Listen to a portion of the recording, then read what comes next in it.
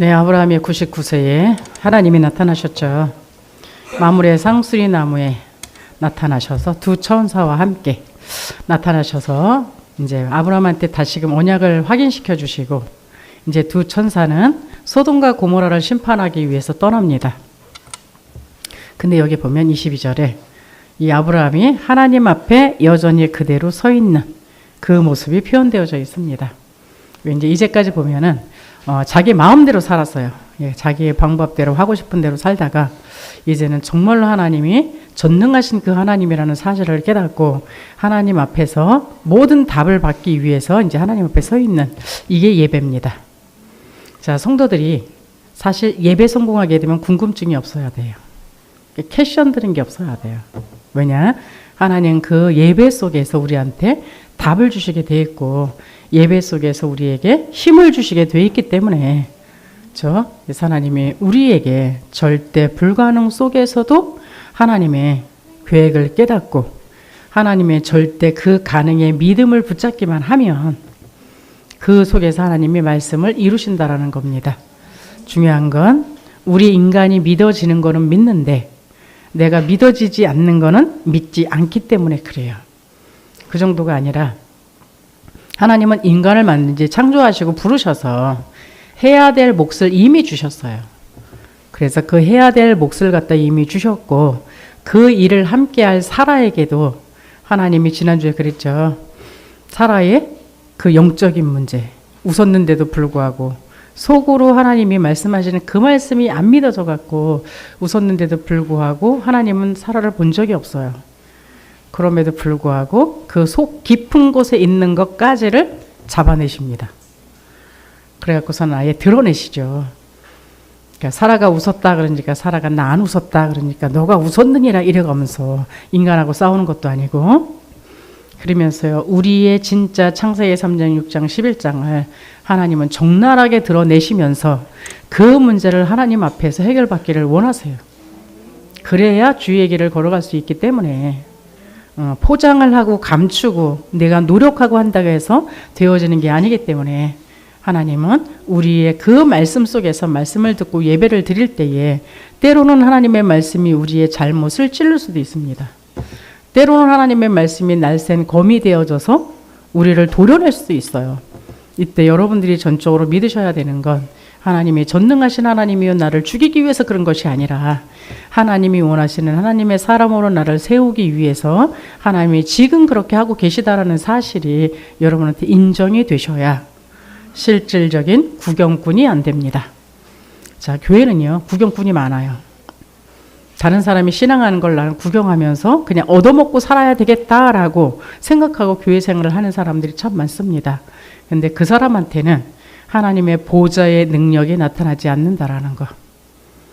그러나 하나님께서 우리를 통해서 나를 부르신 이유와 하나님께서 하셔야 될 그 일을 내가 언약으로 잡는다면 하나님은 그것 때문에 보좌의 능력으로 역사를 하게 돼 있다라는 거. 우리 복의 그런 교회 성도님들은 한 명도 구경꾼이 없기를 바랍니다. 그래서 모두가 하나님의 언약의 길을 걸어가는 주역이 될 수 있기를 여러분 바로 기도할게요. 자, 오늘 본문에서 18장 22절에 지금 제가 그랬죠. 사람들이 거기서 떠나 소돔으로 향하여 가고 아브라함은 여호와 앞에 그대로 섰더니 두 천사는 죄악의 도시 소돔과 고모라에 심판을 위하여 갑니다. 그런데 아브라함은 하나님 앞에 그대로 섰더니 이렇게 나와 있어요. 여러분이 첫 번째 잡아야 되는 언약이 뭐냐? 하나님의 절대 주권 앞에 여러분이 항상 서시기를 바랍니다. 이거는요, 이제 우리 라틴어로다가 코람데오라 그러죠.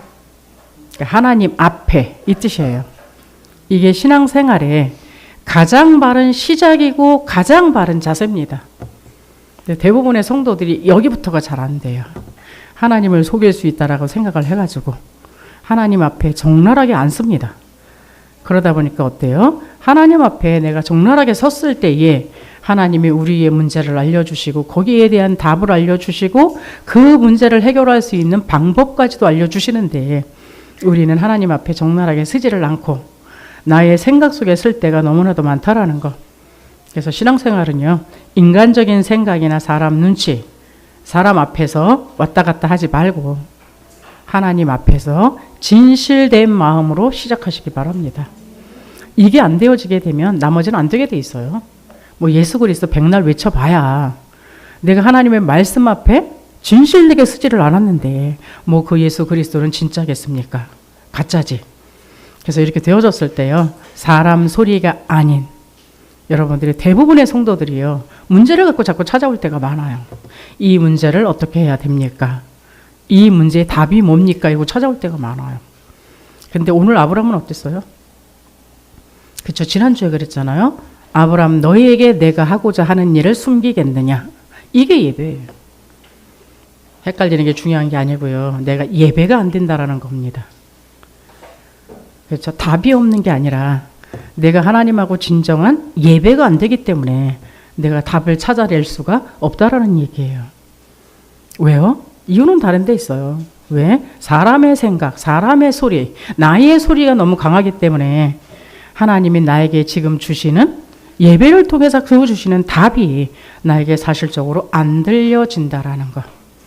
이제 사무엘은요, 그쵸, 어린 아이지만 이 사무엘이 성전에 갖다 놨을 때에 엘리라는 제사장이 듣지 못했던 하나님의 음성을 조그만 이 사무엘은 그걸 들었어요. 그렇죠? 하나님은 제사장이라고 해서, 하나님은 뭐 대단한 훌륭한 사람이라고 해서 하나님이 음성을 들려주는 게 아닙니다. 하나님 앞에 진실되게 서 있는 그 사람에게 하나님은 진짜 음성을 들려주게 돼 있다라는 거. 그러면 정말로 하나님의 음성을 듣고 이것이 우리 인생의 진짜 하나님의 뜻이요 하나님의 계획이라면 생명 걸 만하지 않겠습니까? 신앙생활을 지지부지하겠습니까? 그 하나님이 진짜 나의 창조주요, 나의 구원자요, 나의 아버지시요 완전하신 분이 그 분이 맞는데 그 분이 나에게 내가 너를 향한 하나님의 뜻이 이거다라고 말했을 때에, 그렇죠? 거기에 생명 걸만하지 않겠습니까? 근데 이게 안 되다 보니까 평생을 신앙생활 하는데도 불구하고 응답 하나를 제대로 못 받는 그런 경우가 많습니다. 조금 이따 말씀드릴 건데요. 그래서 여러분이 문제를 가장 빠르게 해결할 수 있는 첫 번째 순서가 뭐냐? 하나님 앞에서예요. 그렇죠? 하나님이 누구십니까? 이 세상을 창조하신 창조주요, 나를 지으신 그 창조주요, 죄악 가운데 있었던 나를 구원하신 그 하나님이 못하는 것이 없고 모르시는 것이 없고 안 계시는 곳이 없는 그 하나님 앞에 내가 섰을 때에 하나님의 말씀의 빛이 나에게 적나라하게 비춰지지 않겠습니까? 하나님의 말씀이 빛이 비춰지게 되면 나의 지금의 문제가 뭐며, 지금 내가 안 되는 이유가 뭐며, 그렇다면 하나님은 이 문제를 어떻게 갖고 가기를 원하시는 것부터 모든 것들이 적나라하게 보여지고 드러나게 되어 있다라는 것. 그래서 보통 많은 사람들은 신앙생활을 한다라고 하지만 문제를 만나게 되면 인간적인 생각을 합니다. 인간적인 방법으로 그 문제를 해결하려고 조급하게 생각을 해요. 그러면서 질문하는 게 있죠. 하나님, 이 문제를 어떻게 할까요? 맞지 않는 질문이라는 걸 여러분 아셔야 됩니다. 요거를 나로부터 시작한다 그래요. 나로부터 시작하는 게 뭐예요? 창세기 3장. 이제까지 내가 살아왔던 사단에 길들여져 있는 그 나로부터 시작한다는 얘기는 어떻게 할까요를 물어봤을 때 대부분이 보면 영적인 걸 물어보는 게 아니에요. 육신적인 걸 물어보지. 이 문제를 어떻게 해결하면 되겠습니까? 라는 육신적인 질문을 던질 수밖에 없다라는 걸 여러분 아셔야 됩니다.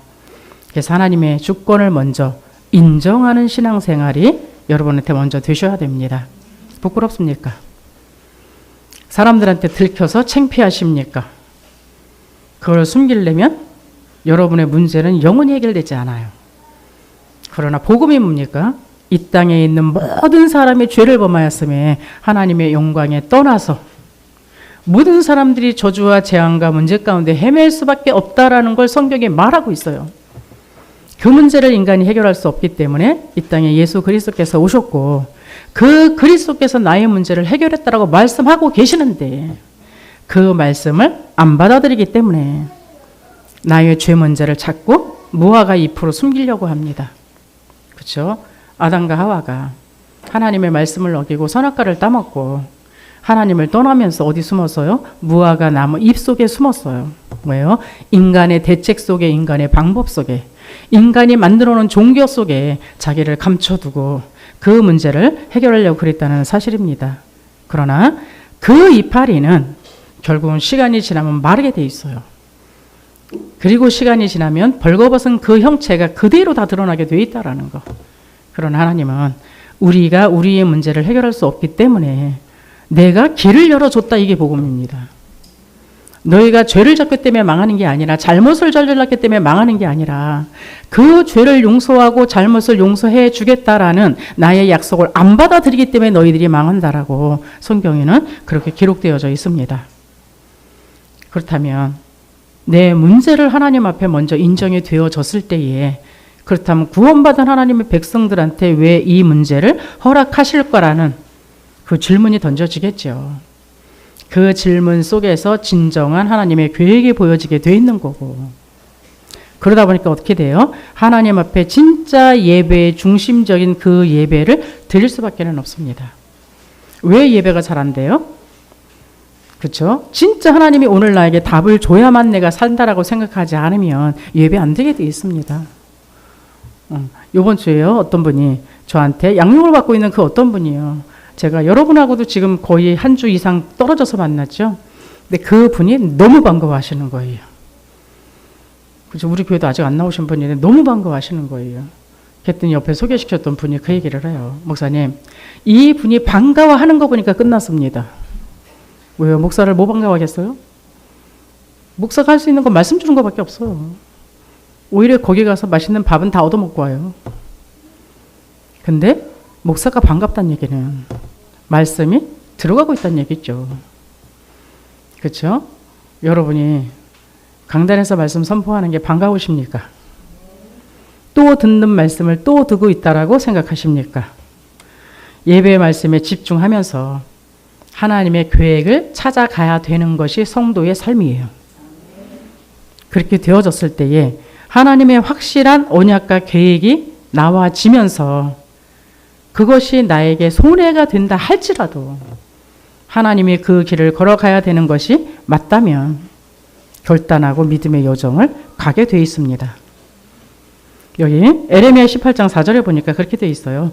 토기 장이가 손에 터지고 자기의 의견을 좋은 대로 다른 것으로 만드는, 이 세계 뭐예요? 문제를 토기 장이가 터뜨리셨다라는 거예요. 왜냐? 하나님이 원하시는 다른 그릇으로 만들기 위해서. 근데 내가 하나님 앞에 서지 않으면 하나님이 터뜨린 그 문제를 하나님 앞에 가서 찾아야 되지 않겠습니까? 예전에 전도를 올라갔을 때 어떤 할머니가 모래 위에서 뭔가 이 자석을 가지고 열심히 뭘 찾고 있더래요. 그래서 할머니 도대체 뭘 찾으십니까? 물어봤더니 바늘을 찾는다 이러더래요. 그래서 이 놀이터에서 바늘을 잊어버리셨습니까? 그랬더니요. 이 어르신이 그러더랍니다. 아니, 집에서 잊어버렸지 그러더래요. 근데 왜 여기서 바늘을 찾으십니까? 그랬더니 그분 그러더래요. 인간이 하나님을 떠나서 문제가 왔다면 그 문제의 답을 하나님한테 찾아야 되는 당신들은 도대체 그 문제의 답을 어디서 찾느냐? 이해 가셨습니까? 하나님이 우리를 만드셨고 우리를 인도해 가고 계시는데, 그럼 문제가 하나님을 떠났기 때문에 문제가 시작됐는데 우리 인생의 답을 세상의 육신에서 찾는다면 진정한 답이 찾아지겠습니까? 그래서 우리가 중요한 선택을 할 때도 중요한 기준이 코람데오예요. 하나님 앞에서. 그렇죠? 무엇을 선택하지가 아니라 예수님이라면 이 시간에 어떤 결정을 하셨을까? 이게 여러분의 질문이셔야 됩니다. 이 질문만 해도 굉장한 성령의 인도를 받게 돼 있다라는 거. 여러분, 개인과 가정과 교회와 여러 가지 일 속에 인간적인 눈치를 보고 계산을 하고 하나님 앞에서 그러고 계십니까? 가장 복음 전도 선교에 유익한 방법을 선택하고 계십니까? 거기에 따르는 결론은 결국 여러분한테 돌아오게 돼 있다라는 거. 우리 교회는요, 제가 만약에 여러분들의 비유를 마치고 여러분의 눈치를 보고 그러기 위해서 지금 목회를 한다 그러면 얼마나 골병 들겠습니까? 근데 그거 아니고요. 단 한 명이 있다 할지라도 오직 예수가 기준이요. 단 한 명이 있다 할지라도 오직 전도와 오직 세계 복음화가 그것을 선택하기 때문에 그것을 위해서 손해가 온다 할지라도 그 길을 선택하고 갈 겁니다. 때로는요. 하나님의 일을 한다라고 하면서도 사람들을 의식하죠. 그리고 사람의 칭찬을 받으려고 합니다. 과연 사람을 의식하고 사람한테 칭찬받는 것이 여러분한테 유익이십니까? 그렇지 않아도 돼요. 내가 하나님 앞에서 최선을 다해서 진실되게 주의 일을 하게 되면 언젠가는 나의 모습은 드러나게 돼 있어요. 인정받지 말라 그래도 사람들이 인정하게 돼 있어요. 근데 머리 살살 굴려가면서 인간을 의식하고 머리 굴려가면서 사람들이 봤을 때는 하고 사람들이 안 봤을 때는 안 하고 이런 모습 속에 있었을 때에 글쎄요. 하나님이 살아 계신 것이 믿어지는 걸까요? 우리 신앙생활은 누구에 의해서 되어지는 존재가 아니에요. 하나님 앞에서 그대로 서서 이게 너무 중요한다라는 거. 코람데오라는 단어는요. 우스운 단어가 아닙니다. 여기서 신앙생활의 모든 출발이 되어진다라는 걸 여러분 아셔야 됩니다. 그렇죠. 하나님이 여러분을 구원하셔서 부르셨고 복의 근원교회에 이유가 있어서 이곳에 있게 하셨다면 여기에서 하나님 앞에 서시기 바랍니다. 제 눈치 보고 제 비유 맞추고 안 그래도 돼요. 그렇죠? 제가 그래도 좀 예리합니다. 안 보는 것 같아도 다 보고 있어요. 그러나 그게 중요한 게 아니고 지금 보이지 않는 사단이 여러분을 보고 있어요. 보이지 않는 하나님이 여러분을 보고 있다라는 거. 그렇죠. 근데 이 아브라함은 이 기본 자세가 된 거예요. 여전히 하나님 앞에 섰더라. 하나님 앞에 약속 다 받았거든요. 그럼 약속 다 받았으면 떠나도 되지. 근데 여전히 하나님 앞에 서 있고 두 천사는 할 일을 하기 위해서 갑니다. 무슨 일이요? 소돔과 고모라라는 그 땅을 심판하기 위해서 온 게 누구냐? 이 두 천사였어요. 여기 아브라함이 그냥 하나님 앞에 서 있었던 것이 아니라 하나님이 바라보시는 그 소돔과 고모라, 그 고모라를 함께 보면서 거기 하나님 앞에 서 있었던 거예요. 그래서 두 번째 23절에서부터 쭉 읽어보면 소돔과 고모라를 향한 아브라함의 중보 기도가 시작돼요. 많은 사람들이 그래요. 이 문제 어떻게 해요? 저 문제 어떻게 해요? 이걸 어떻게 할까요? 저걸 어떻게 할까요? 여러분 이 기도를 해보시기 바랍니다. 오늘 여러분 본문 읽으시면서 어떤 생각이 드시나요? 왜요? 아브라함이 그랬어요. 그래도 롯이 저는 롯이 구원 안 받았으면 좋겠는데 여기 구원 받았다고 나와요.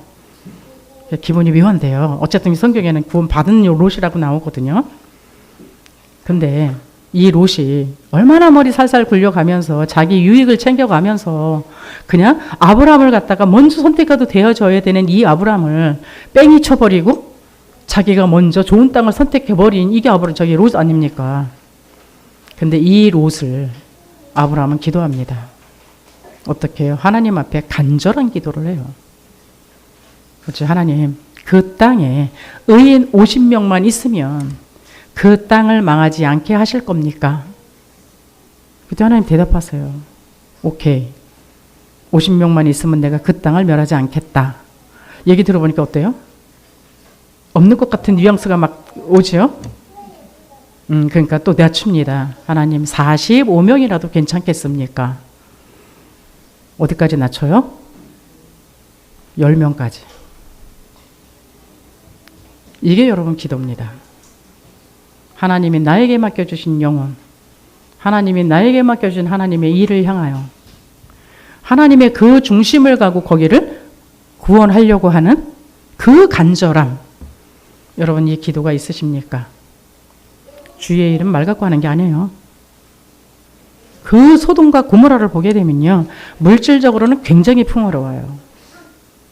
그러나 교만하기 그지없고, 교만이 뭡니까? 하나님의 말씀을 거부해요. 그 다음에 전부 육체가 되어져서 음행과 불의가 가득한 영적으로는 완전히 종교 생활하고 우상에 빠져서 너무 타락한 지역.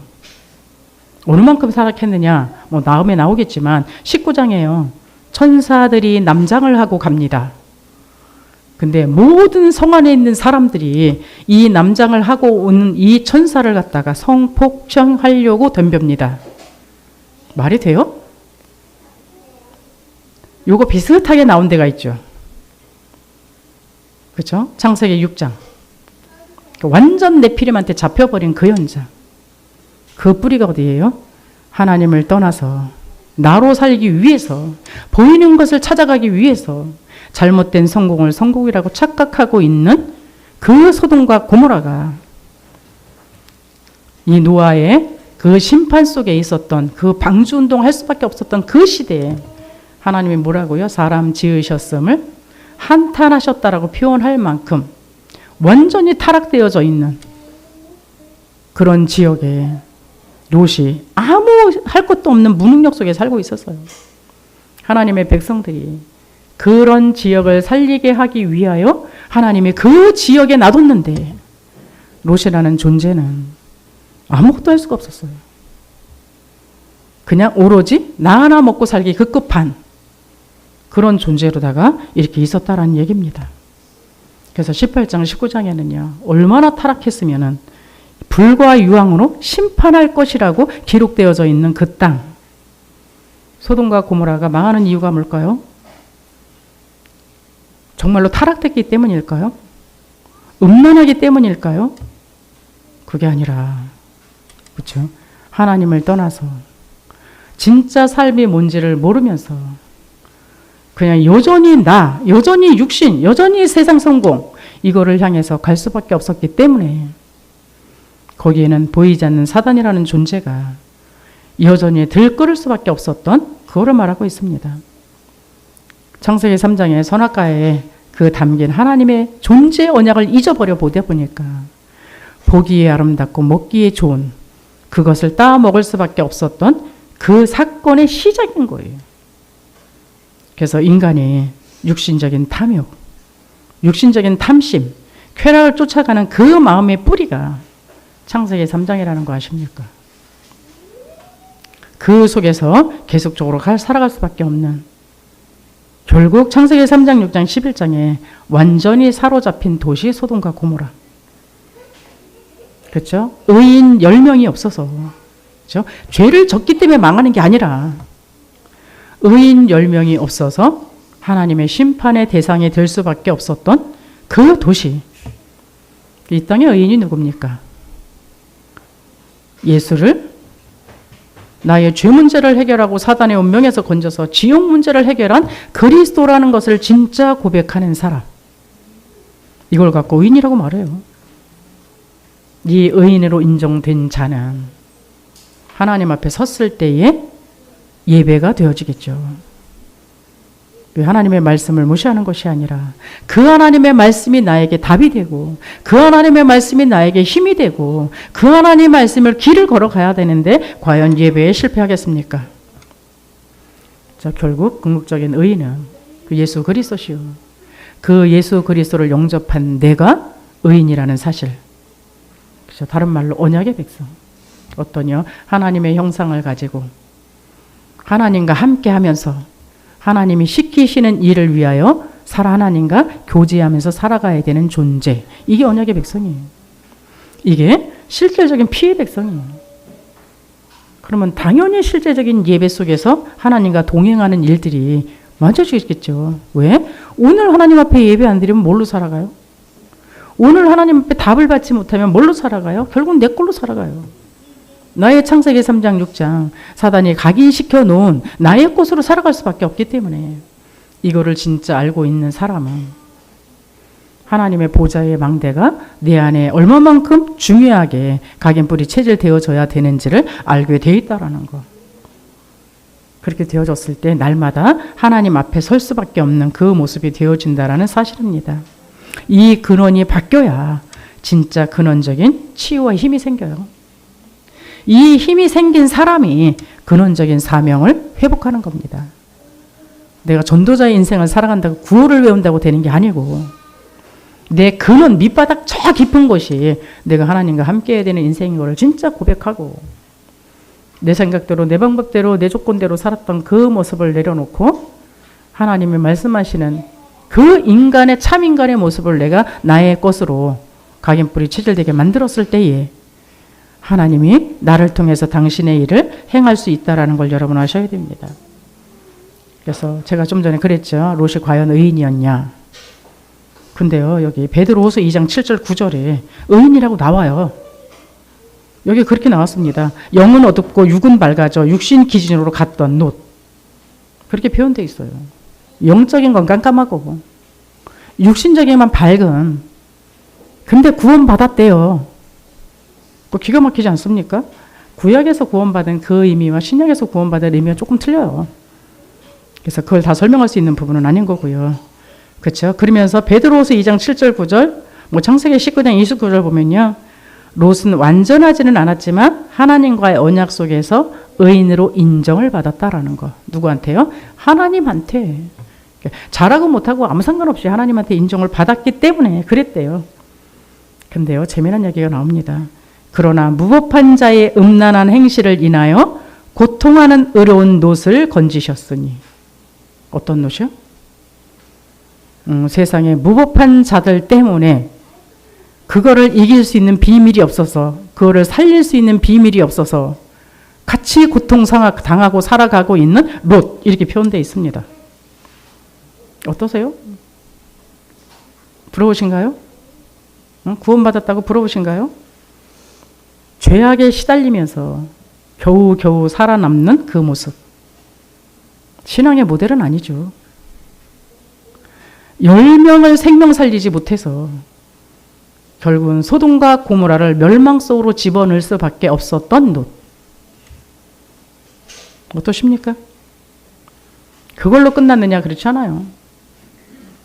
아내와 딸도 그 신앙을 이어받아서 아내는 소돔과 고모라에서 하나님이 아브라함을 통해서 건져낼 때에 그 재산이 못 잊어져 갖고 뒤돌아보다가 소둥기둥 된 사람.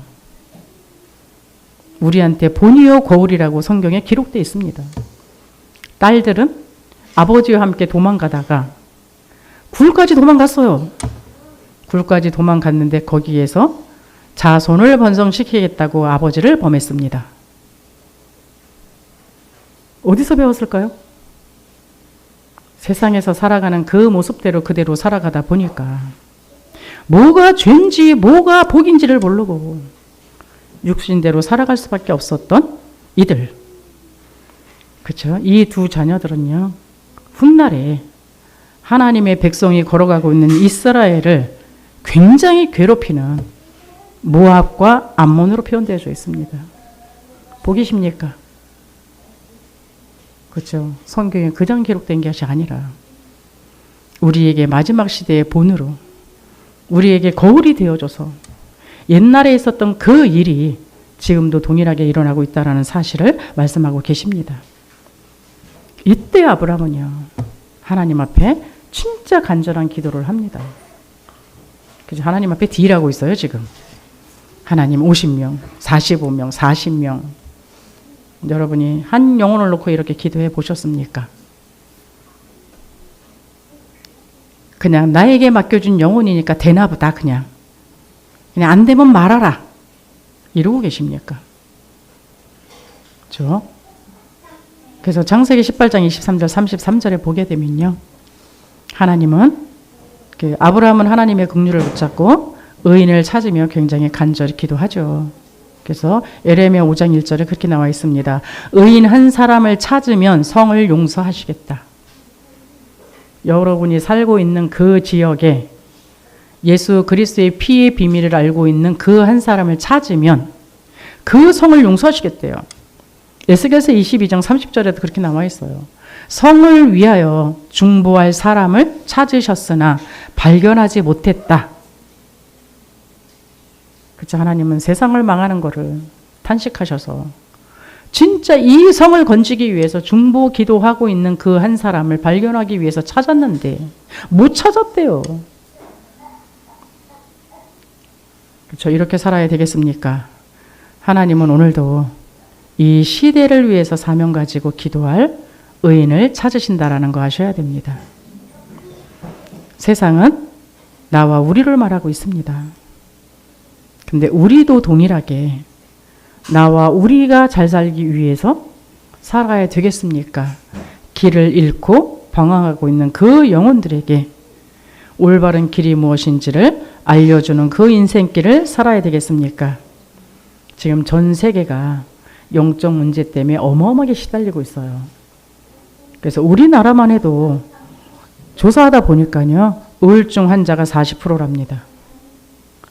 분노 조절이 안 되어져서 정신적으로 영적으로 시달리고 있는 사람들로 인해 각종 사고와 사건들이 일어나고 있다고 합니다. 그러다 보니까 무엇이든지 중독되지 않으면 살아갈 수 없는 문제. 성 문제는 아주 심각하고요. 그래서 아예 이제는 간음죄도 없어질 정도로 법으로 막아버렸잖아요. 예전에는 우울증 그러면 보험 안 들어줬거든요. 지금은 너무 많아가지고 그걸 신경도 안 써요. 그렇죠? 여러분들이 이 부분들이 진짜 오래된 창세기 3장, 6장, 11장의 영적 뿌리로 보여지십니까? 이게 보여질 수 있어야 돼요. 이 얘기는 여러분과 관계없는 얘기가 아니에요. 여러분 옆에서 지금 일어나고 있는 얘기요. 여러분들이 살아가야 될 그 후대들이 당해야 될 이야기라는 걸 여러분 아셔야 됩니다. 이때요. 정치인들은 딴짓하죠. 경제인들은 돈만 되면 뭐든지 다 하죠. 지식인들은 훌륭할지는 모르지만 영적 지식은 꽝이죠. 의사들이 병을 치유한다고 하지만 진짜 영적인 병도 치유가 될까요? 그런데 복음을 가졌다 그러는 우리 교회마저 나 중심이요 육신 중심이요 성공 중심이 되어진다면 이게 사단의 함정 세 가지입니다. 그러다 보니까요. 힘들면 무속 찾아가고 점집 찾아가고 우상 숭배하고 교회도 찾아오죠. 요걸 사단의 틀 세 가지라고 말합니다. 금에서 어느 날 죽음이 오고 지옥과 후손에게 영적 문제가 되물림 되어져야 되는 인생의 불신자가 걸어가야 되는 그 길을 걸어가야 되는 교회를 다니는데도 불구하고 롯과 같은 존재로 종교생활을 하다가 사단이 길들여 놓고 집을 지어 놓은 사단의 망대 5가지에 걸려서 아무것도 할 수 없는 무능력 상태. 지금 이것이 모든 사람의 삶 속에 모든 과정과 현장 속에 어마어마하게 파고들어서 사람들의 영혼 후대를 다 파고들어서 망가뜨리고 있다는 사실이 여러분한테 진짜 보여줄 수 있기를 바랍니다. 이 아브라함은요. 사실 조카 롯을 위해서 기도한 게 다 할 수 있어요. 왜 조카 롯 살려달라고. 근데 지금 어떻습니까? 우리는 237 5천 종족을 살리기 위한 하나님의 부르심이 지금 우리가 갖고 가야 되는 하나님의 언약이라는 걸 여러분 아셔야 됩니다.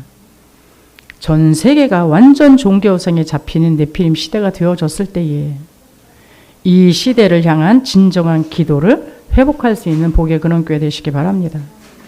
하나님이 저와 여러분을요 파수꾼으로 부르셨어요. 우리 교회를 시대 살리는 전도 운동하는 교회로 부르셨습니다. 이것이 얼마나 복인지 여러분 아셔야 돼요. 그래서 나를 넘어서 진짜 일천망대 세우는 진정한 기도 운동이 시작될 수 있기 바랍니다. 그래서 내 안의 흑암의 망대가 무너지고 하나님 보좌의 망대가 바뀌어지도록 진짜 집중하는 나만의 시간 가지시기 바랍니다. 그래서 구호가 아니고요. 진짜 내 인생 속에서 사단을 이를 멸하시고 죄와 사망에서 나를 건지신 그 그리스도의 능력이 나타나야 진짜 신앙생활이에요. 맨날 일 갖고 하는 게 신앙생활이 아니라 그렇게 되어졌을 때에 진짜 사망에서 생명으로 옮기신 빛 대신 예수 그리스도께서 내 인생 속에 빛으로 나타나게 돼 있고 그게 하나님의 자녀의 힘과 권세요. 이 힘으로 모든 과거를 끝내게 돼 있어요. 늘 과거에 매여서 징징거리고 살아가는 존재가 아니라 이젠 우리 예수 그리스도 안에서 새로운 피조물이 되었다라는 거.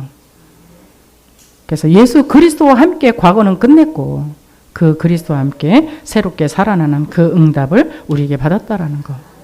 오늘 여러분들이 복음으로 과거의 모든 상처에서 완전히 해방될 수 있기를 바랍니다. 그렇게 되어져야 오늘 하나님 나라의 여정을 시작하게 돼 있어요. 그렇죠? 보혜사 성령으로 우리와 지금 함께 하신다라는 그 분이 지금 나와 함께 하셔서 진리의 그 길로 우리를 인도하시는, 그러면서 성령 충만함에 힘을 주시는 이 사실이 진짜 여러분한테 믿어질 수 있기를 바랍니다.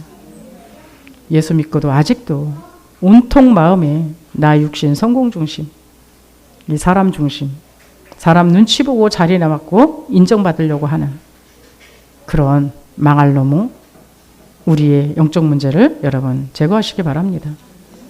예수 믿었는데도 여전히 뭐 이렇게 외로워요. 하나님이 함께 계시는데. 뭔가 슬픔에 잠겨 있어서. 그건 하나님의 뜻이 아니에요. 그러면서 두려움과 불안과 마음과 미움과 그 원망과 상처와 집착, 그러다 보니 어때요? 분노와 혈기, 하나님의 뜻입니까? 하나님의 뜻이 아니라는 겁니다. 우리의 과거의 상처에서 벗어나서 하나님의 절대 망대가 생겨야 절대 여정을 우리의 인생길 걸어가는 거고요. 그 사람에게 하나님은 미래를 향한 절대 이정표를 따라갈 수 있는 눈을 열어줍니다. 그래서 우리가 갈 수 있는 길이 있냐? 우리가 갈 수 있는 길이 없다라는 거. 그래서 하늘과 땅의 권세를 가진 그 분께서 나를 따라오라고 이야기합니다. 여러분 어디를 따라가십니까? 그렇죠? 마가복음 3장 13절에서 15절이에요. 내가 너와 함께 하기 위해서 너를 통해서 귀신을 내어 쫓으면서 그 실질적인 하나님의 권능을 주기 위해서 불렀다라고 말씀하고 계세요. 계시록 8장에는요. 보좌의 능력으로 함께 하시겠다라는데 그럼 다 가진 거 아닙니까? 더 이상 가질 것이 없는데 뭘 더 달라고 자꾸 그러는지 한번 돌아보시고요. 이것을 내가 누리는 것이 복음이요. 이것을 전달하는 것이 전도요 선교라는 거. 여러분 우리가 기도할 때 생기는 영적인 일을 진짜 믿으십니까? 우리가 기도하는 그 순간에 하나님 나라가 임하고 하나님 나라의 일이 사실적으로 이루어진다라는 거.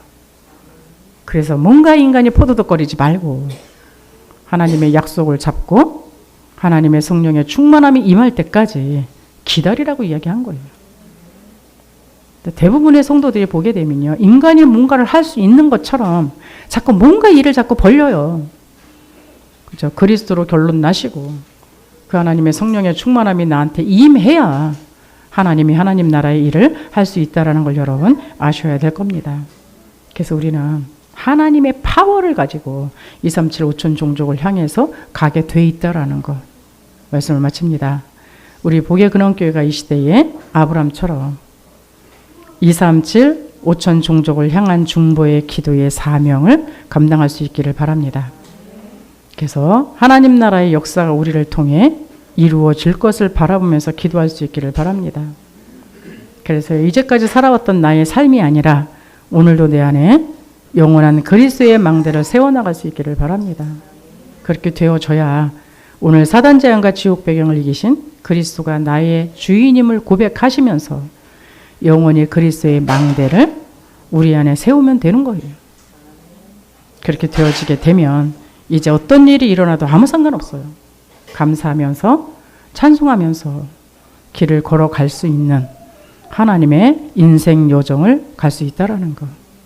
이 사람에게 하나님이 준비해 놓으신 하나님의 이정표가 있다라는 걸 여러분 아셔야 됩니다.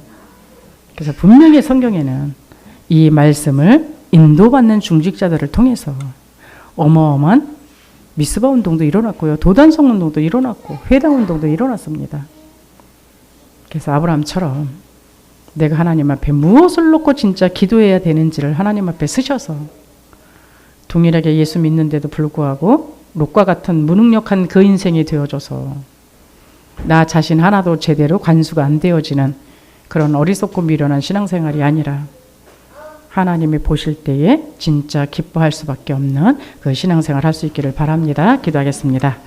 하나님 감사합니다. 흑암 저주 사단의 손에서 우리를 해방하시고 우리를 치유하시고 일천망대 세울 파수꾼으로 일어나게 하시니 감사합니다.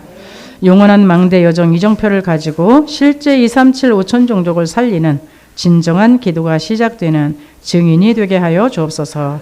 예수 그리스도 이름으로 기도하옵나이다. 아멘.